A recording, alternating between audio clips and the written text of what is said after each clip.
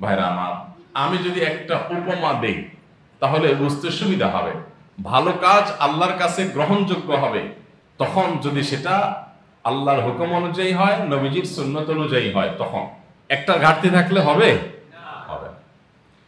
আসেন এবার আমরা একটু উপমা দেই যে আল্লাহর হুকুম এবং রাসূলের সুন্নত। গরু এবং ছাগল জবাই করে খাওয়া হালাল নাকি হালাল না? হালাল। যেহেতু হালাল সেহেতু এই গরু জবাই করার অনুমতি আছে, আল্লাহর হুকুম আছে খাওয়া। হ্যাঁ, আল্লাহ কোরআনে বলেছেন ওয়া উহিল্লা লাকুম মা ওয়ারাআ যালিক। এই যে হারাম কয়েকটা জিনিসের উল্লেখ আল্লাহ করেছেন, এছাড়া বাকি সব তোমাদের জন্য আল্লাহ বলেছেন হালাল।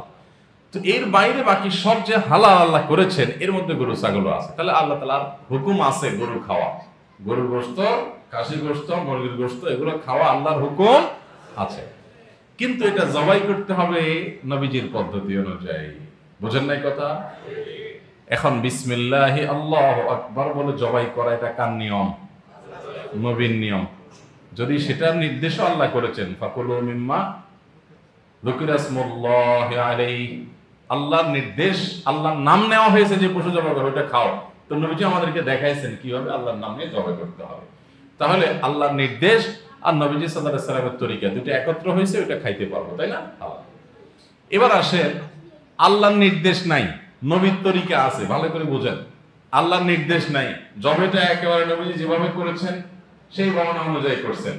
ধরেন একটা কুকুর ধরে এনে বিসমিল্লাহি আল্লাহু আকবার বলে একেবারে যে কয়টা দরকার কাটা সে কয়টা কাটছেন, সব সুন্দর মতো কাটছেন, পশ্চিম দিকে শোয়াইছেন, হ্যাঁ, যেদিকে কল্লা দেন দরকার দিয়েছেন, সব ঠিকঠাক মতো দিয়েছেন, কিন্তু জবাই করছেন কুকুর। হালাল হবে না হারাম হবে?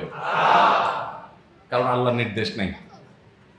আবার জবাই করছেন গরু, আল্লাহর নির্দেশ আছে, কিন্তু বিসমিল্লাহ বলেন না, নবীর সুন্নতকে ডিনাই করে দিয়েছেন, ইচ্ছাকৃত বিসমিল্লাহ ছেড়ে দিয়েছেন। ইচ্ছাকৃত যদি মুসলমান বিসমিল্লাহ ছাড়ে তাহলে ওই পশু খাওয়া হালাল না।